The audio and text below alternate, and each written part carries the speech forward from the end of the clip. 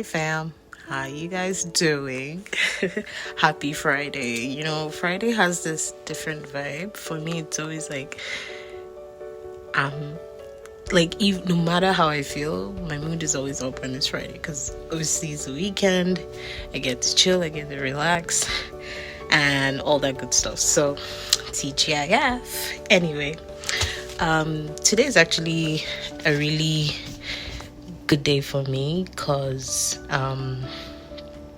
aside from being the weekend and of course Friday, I get downtime. I have a few sort of gigs happening between today and the rest of the weekend.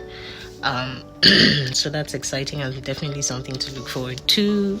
But today, most especially, I'm actually headed out to meet a friend who I'll be having a sip and chat sort of conversation with. Y'all know the new sip and chat series on my channel. If you don't know, please look out for the previous video on migration and landing a dream job. So today's sip and chat series is going to be focused on small to medium enterprises, right? So for me, I've been doing the whole 9 to 5 and everything, but since having kids and raising, being a family person, 9 to 5 isn't cutting it anymore. And I'm sure you guys share the same sentiments, right? So I know a lot of people have been delving into, side businesses and all of that, multiple streams of income.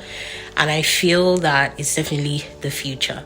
And so moving here to Canada, it's easy to have multiple streams of income back home in Africa. But then moving here in Canada, there are processes to it. And, you definitely have to adhere to those processes and never be found wanting. There are also benefits, as much as there are sort of processes or structures, there's also benefits to it. So building that knowledge on even just, the benefits, like how to tap into some of, I would say, support that the government offers to SMEs, how to successfully set up a business and manage it, not just managing it, but also balancing that with a 9 to 5, right? So all of these really, cool stuff you're going to be learning with my friend Yvonne.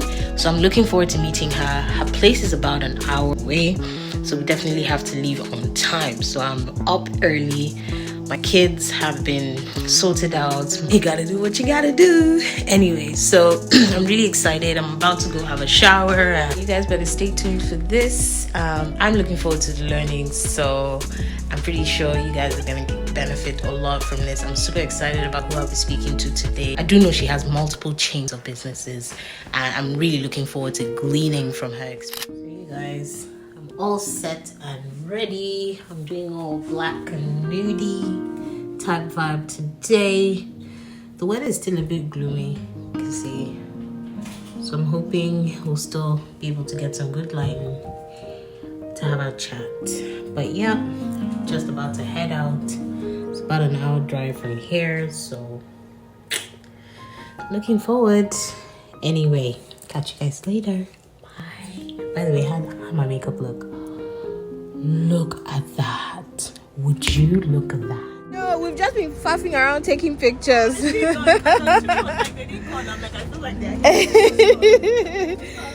Thanks for having. Hi guys, and welcome to my YouTube channel. I'm so glad to have you guys here. If you're a newcomer, welcome. And I hope you stay on the long run. Please do well to hit the subscribe button below. And if you're a return viewer, welcome back. And today is really, really special. Special for so many reasons. Special because this is the episode 2 of our Sip and Chat series that promises to bring you insightful content, insightful discussions around trending topics and topics that I feel would be impactful from a knowledge sharing perspective.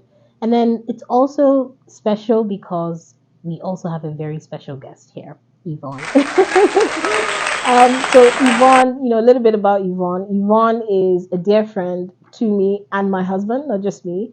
We were actually colleagues back in Africa where we were working, and to some extent also here in Canada until she moved to another company. So, today we'll be talking about small, medium-sized enterprises, right? Simply put, side business. Let's just keep it straight, right? So again, there's no script to this. Don't ignore my paper here. It's really just to remind me of the key things that I really want to ask her. But we're completely winging this in the sense that we're speaking from the heart, and we're speaking based on experiences. And Yvonne has gladly, accepted to come in, take time out of her busy schedule to actually come in and talk to us about her experiences, unfiltered, right? Real experiences. So, guys, today, we'll be talking about best practices. We'll be talking about what qualifies, as an SME. We'll be talking about the process, the wing to wing process, and most especially, some nuggets about what to do and what not to do, some things to take into account to successfully manage your business. And finally, really juggling both for some of us who have 9 to 5s and still want to be entrepreneurs. How can you best manage that so that it doesn't impact one or the other, right?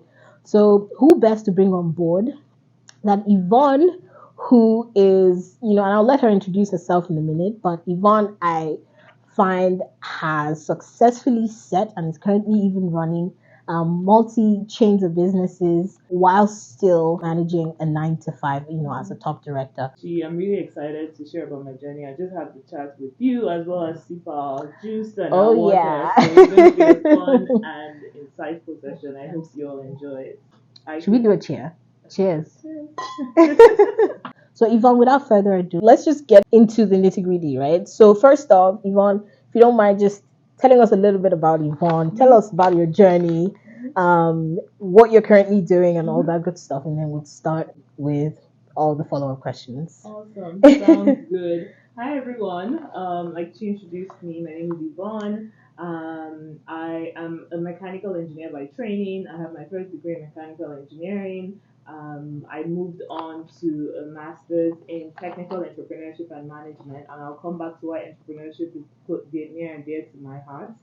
I started my career in operations management, so also very interested in operations. I wanted to learn how things work, how things are made, how they move. So started my career in manufacturing, spent about 7 years there, and decided to take a leap into a totally different industry. So currently I'm in retail. I lead an operations strategy team that basically supports how operations are run across various retail locations in Canada. Along with my corporate journey, so my 9 to 5 journey, I've also had different entrepreneurship journeys in that time as well. And I guess I don't want to steal our thunder as we go through. I will leave it at that. And we'll talk a bit more about that later on. Awesome. No, thank you for that. I mean, guys, you heard it from the horse's mouth. Like, it's definitely been a journey coming, getting to this point, right? So, just to get into the nick of things, right? Maybe we can start off with what was, your motivation with exploring the entrepreneurial sort of route. Yeah. Like, how did that start? What was the epiphany for you? And then, tell us a little bit about that journey up until now, and maybe highlight a few of the companies that you've successfully set up and are currently managing as well, and then we can take it from there. Sure, sounds good. I think, she just mentioned like what was that moment for me. I think for me, it's been almost all my life. I've remiss if I don't mention my mom in my entrepreneurship journey. So I was born by a mother who's extremely entrepreneurial. So I can remember like from beginning of like I could actually remember anything. My mom has always run a business, and I was always by her side during that process. So from when I was little as like 5 or 6, like helping her with her poultry and like seeing how she runs things and operations and getting the little chicks and seeing them grow into like layers to like lay eggs and selling that and managing the poultry to when she moved into a bakery business and all the other businesses she had along the way. I think for me that's what really sparked my interest in entrepreneurship, where I was like, I enjoy this. I love the fact that you can create value but also provide jobs to people all at the same time. So that was sort of my moment, or I would say that's a life experience that has really inspired me on my journey so far. For me personally, when I took the plunge to set up my first business, this was in 2013, and it wasn't a business. It wasn't a for-profit business. It's a not-for-profit business, and it's still running today. Nice. With this particular business, I actually partnered with 2 other co-founders. So one of the three of us had this idea to be able to provide a lot of training and mentorship opportunities to get more young girls into STEM. And she reached out to myself and another lady as well, one of our close friends, her close friend, and over the years we've also developed a friendship and a sisterhood. And three of us decided to set up a not-for-profit called Afrotechgirls. It's something that we're very proud of. We've run it for over 10 years now, and it's just been inspiring to see the number of women that have gone through it. So learning how to set up a business in Nigeria. So that was in Nigeria at the time. I was freshly done with my master's program. I hadn't even started my first job yet when we set this up. So it was a real learning curve for me. After that, I basically had the, I guess, interest to want to put together like a software for entrepreneurs because I felt like ERPs were so expensive and like, not every small business owner, definitely not every small business owner can afford an ERP system. So how could we create something that was simple, some sort of solution to be able to provide you insights on your sales and your profit and the costs and like to link your inventory as well. So I set up, I bootstrapped and decided to build the software not by myself, but I outsourced it. It wasn't a successful business, I would say, and we'll talk about that a bit later on. But I learned from that. I learned a lot from that experience. The other business I'd highlight is Racket Packaging. So Racket Packaging is the business that my parents had started years ago, and I'd say they had started it maybe over 10 years before I took it over, and they had decided to retire in 2020, so the end of 2019, just before the pandemic. And at that time, they were trying to make the decision to either sell the business or, they had posed the question if I was interested. And I was extremely interested. Like I said earlier, I love manufacturing. It's a manufacturing business that produced packaging for bread nylons, toilet roll wrappers, various industrial packaging solutions for consumer goods. So it was like the extrusion of the polymer material and printing on it and cutting it and making it ready for use by the businesses that required it. So I took up the challenge to run a business in Nigeria from Canada in the middle of the pandemic. Wow. I hired staff during that time. Another interesting experience. I had to redo our payroll system and our taxes at that time, all from Canada. So I was waking up at extremely odd hours at like 4 a.m. in Canada to be able to work with the staff and have morning stand-ups before I had my day as well. I truly enjoyed that experience. Been running it till about earlier on this year. Once again, another journey in my entrepreneurship walk that I will speak a bit more about. And then currently, my baby at the moment that I love, it's a small handmade business. It's called Shebe. And for me, it's like, okay, I try to do things from Nigeria. I was new in Canada, which is what we're speaking about today. Sometimes when you move to a new country, you're just like, I don't know, like, it's a foreign terrain to me. I'd rather just do things in Nigeria where I know who to speak to. I know I can speak to somebody who has set up a business that will know what office I should go to. Absolutely. And personally, like I had lived in Dubai before moving to Canada, and I realized that held me back a lot. In Dubai, I was a bit hesitant to really plant roots because I was like, I'm new, and I was new for 4 years. I lived there for 4 years, and I considered myself new all that time. And I didn't want to repeat the same thing in Canada because I wanted to make Canada home.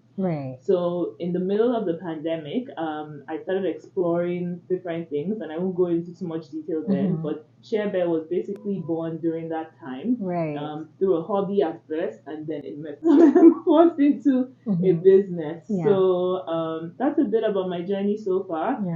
There are a lot more I could share, but for now I'll stop there. No, this is already great insight, and thanks for that. By the way, guys, feel free. I mean, look, don't worry. We'll be doing a product highlight, and we'll be telling you a little bit about Share, which I personally love as well. So anyway, but let's keep this moving. Absolutely. Okay, so Yvonne, just to follow up to that, and maybe we'll talk a little bit about processes, right? So first off, let's start with what does an SME look like? Like, what qualifies as an SME in the first place, right? Because I know that's a question that I always wanted to know, and I know a lot of people will also be curious to learn.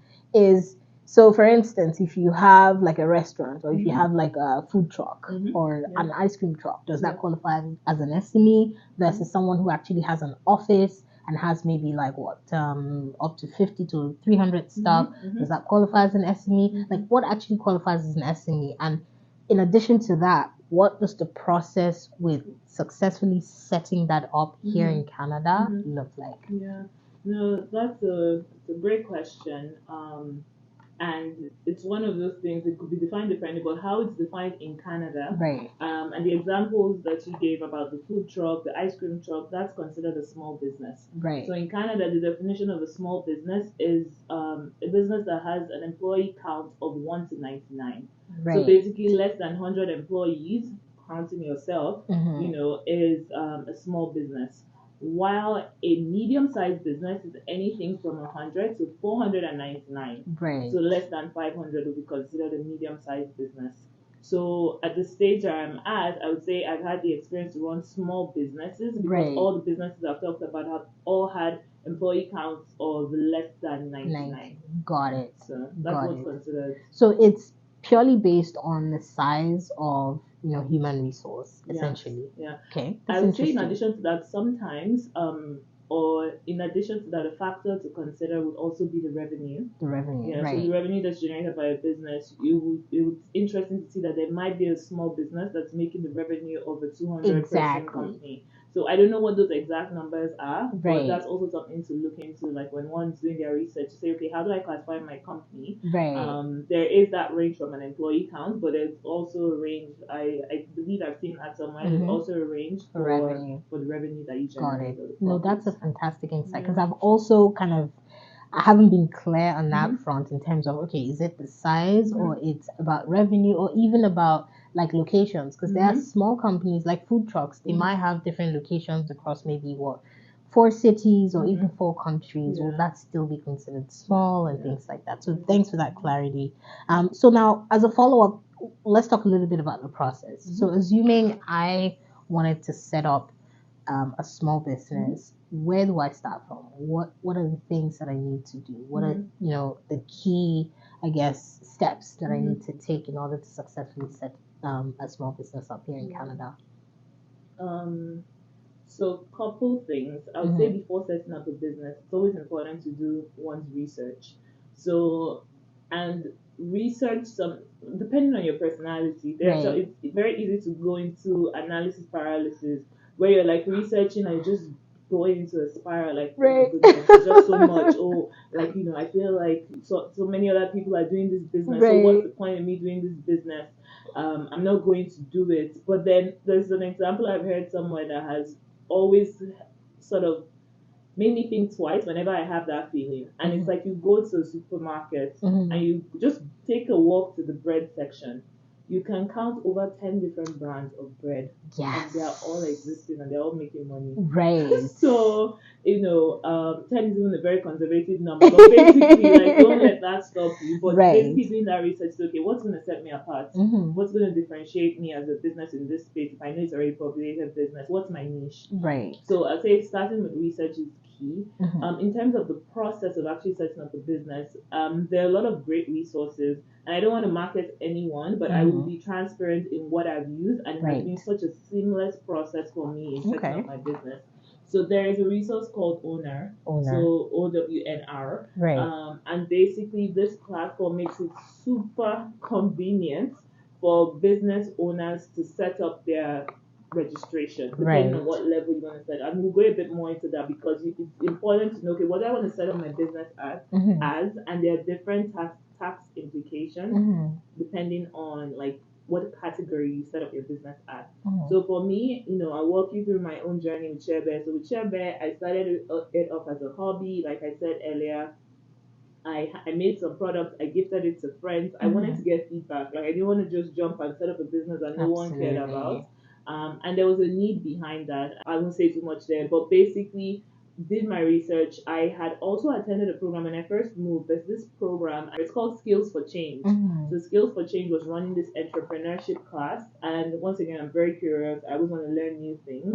So it was an evening class, and I would go there after work for a certain period of time, about 4 to 6 weeks, if I remember correctly. And they were basically just going through all the different things that we needed to set up, the different processes or different things a business owner should have. Right. Some of it wasn't new knowledge, to be honest, based off of my master's and just my experience, but it was good. I think for me, that gave me a certain level of comfort Right. going through that program in Canada. Right. And also seeing that, well, everybody's still learning this thing just as I am. Right. So, having a business plan, thinking about, okay, what's my customer base, defining my specific customer, and, all the different things you put together when you're building a business plan.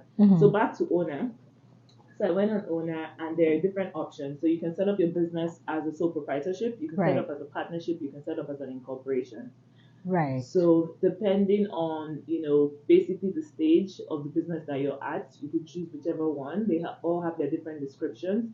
Personally, I started mine as a sole proprietorship. It has its pros and its cons. Right. It's cheaper to set up. I don't think I spent over $100 to set up my business. So straightforward. I did it in like 30 minutes from my laptop. All the documents were sent to my email. Very smooth. So if anyone's out there thinking, oh my goodness, I need to go to this office, I need to go to that office, it's not Can be the done case. behind your laptop. So, and for me as well, I didn't want to spend too much setting up my business compared to an incorporation, which is more expensive to set up. It was a new business. I'm like, I'm still testing it out. I know there's a need, but do I want to invest all this money yet? Right. Once again, there are pros and cons. There are reasons why I may have gone the route of an incorporation, but for me personally, at that time, I chose to. And since then, I have transitioned my business registration to something else, just based off of maturity, based off of what I'm seeing in terms of the growth plans that I have, and some of the things I need to put in place to continue to grow the business to where I want to get it to. Right. So not to interject, right? But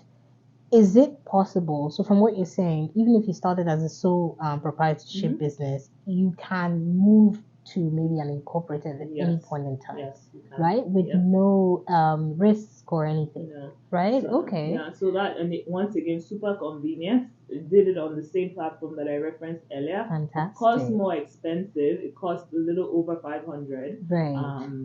But it's a one-off. It's a one-off. Brilliant. No, guys, I feel like that's a fantastic nugget. And by the way, all these things that she's mentioning, all her businesses, I'll do well to put the handles on the description as well. So look out for it and please check it out. Also, some of the platforms she talked about, like the owner platform, I'm definitely gonna put that link as well here so that you guys can see it. So don't you worry.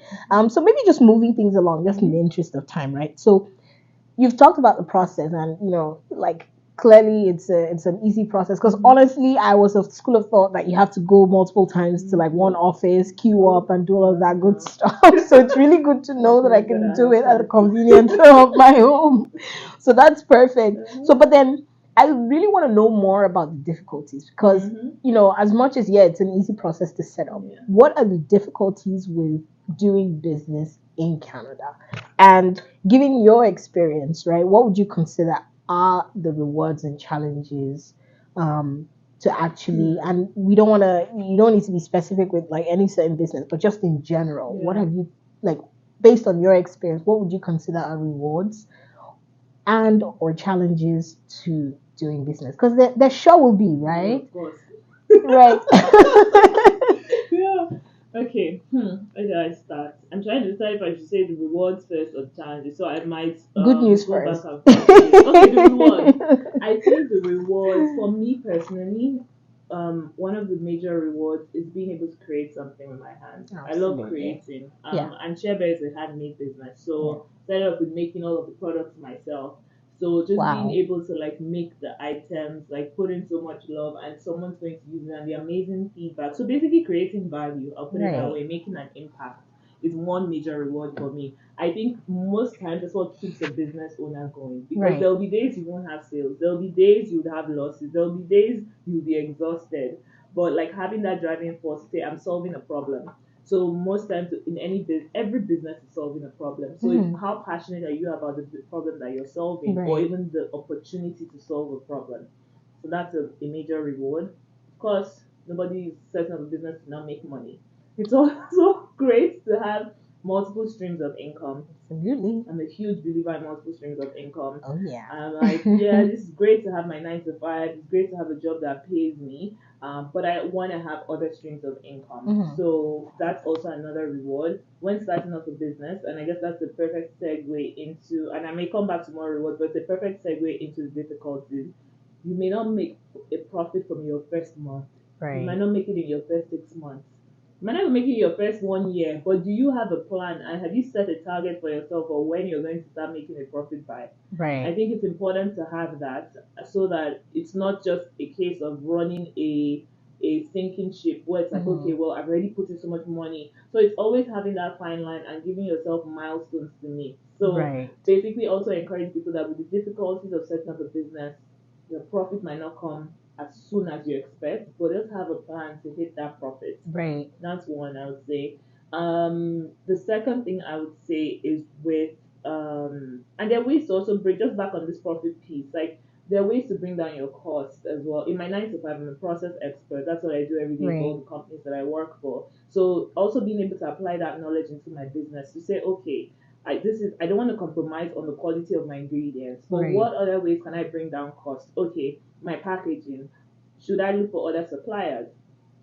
Should I bulk purchase? Like what are the other things that I could help bring down my cost, even in the time I'm investing? Because I have to pay myself. So it's like, Absolutely. okay, how can I find more efficient ways to produce more products in less time? Right. So looking at all the different inputs to my cost model to say, okay, how can I reduce on other things without compromising on the quality of my products? Because that's Absolutely. what sets it apart. Absolutely. So having a clear plan, not just like, oh, let's see how it goes. I might make money, I might not. So no.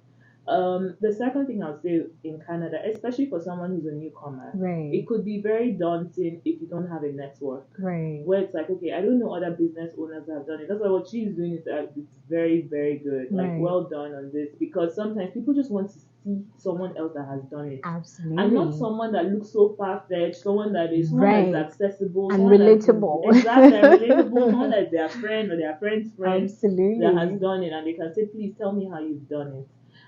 So building that network, I would say with that challenge of not having the network, it's about building the right network, finding that network. Not having that network is one difficulty.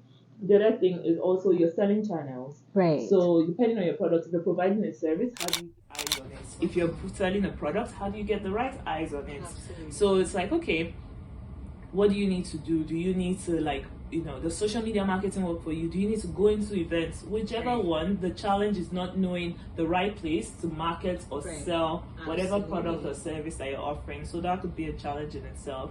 And then the last one I would mention is funding.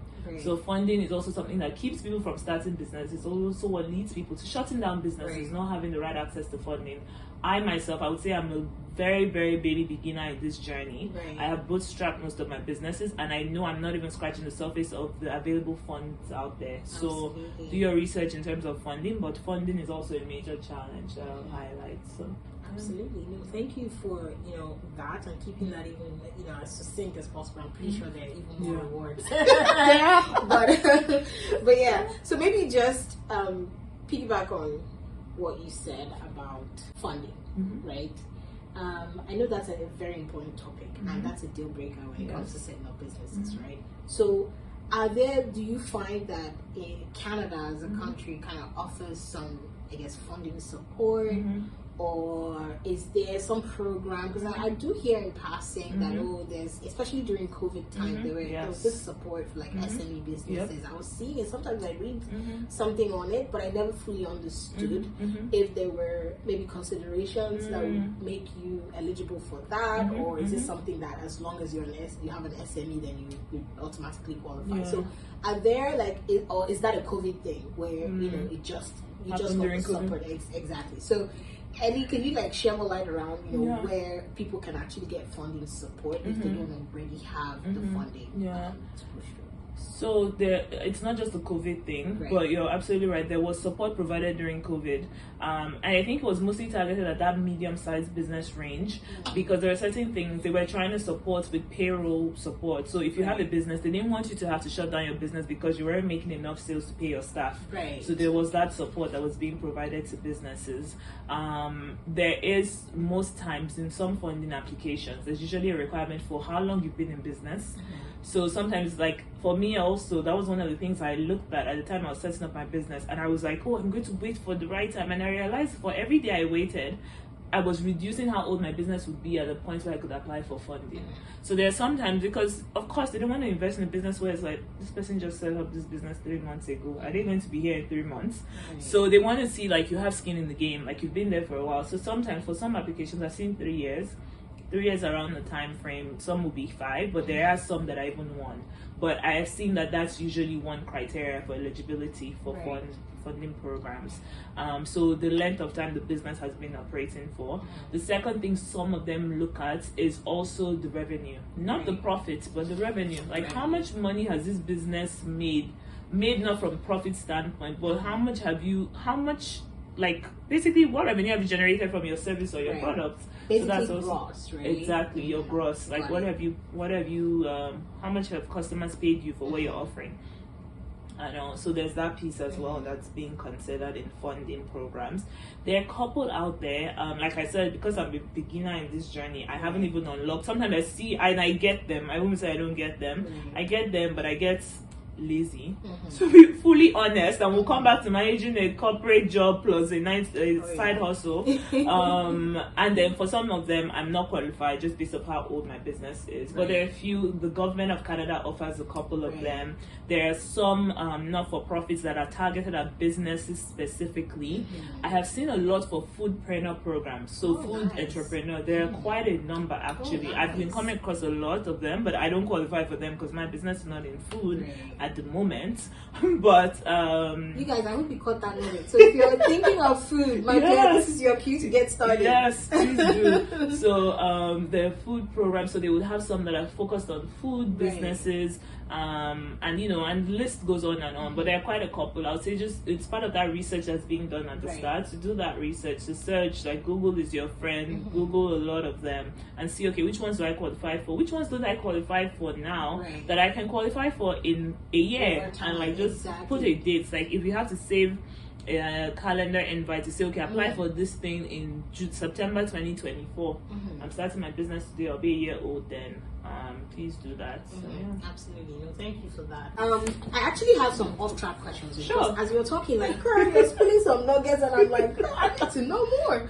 So, again, I'm really going to go back to that previous comment you made about marketing, like, figuring out the right channels to market. And no bias here because I'm a marketer, but I tell you guys what critical factor, and it's something we pitch every day to Fortune 500, Fortune 100 companies, even the companies that I work for, is your business or it's equally as important as the product you make, as to how you market that product and how people receive or view that product. You might make a very high quality product, but if it's not in the right face, it's as good as dead. If you're not putting it in the right channel, it's as good as dead. So your marketing funding is definitely as critical as whatever funding you put into securing that product in the first place. Is understanding, and like she said, she's a lean expert, and I'm sure she knows this, way more. There's definitely ways that you can certainly cut cost, but you cannot overemphasize the importance of marketing and ensuring that your product is in the right face of the customer and it's actually being positioned where your customers are. Because that's something I find certain businesses get it wrong, and even big businesses, I'll tell you, even large companies, some of them get it wrong in terms of, okay, first understanding your target audience. She's into skincare. Now, is it going to be just females? Is it going to be just males? Is it going to be for black skin or brown skin and all that stuff?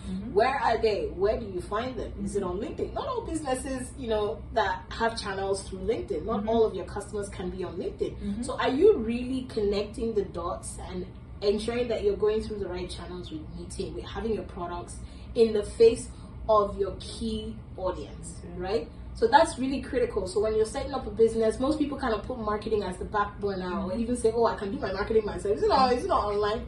Charlie, please, if you can do it yourself, I mean, by all means, go for it. But you still need to educate yourself in terms of where are my target audience? Where are they actually in terms of where can I reach them? Where can they view my product? Is it digitally? Is it traditionally? Even with the digital, like what digital platforms can you explore and things like that. And we'll go into that into another whole new session.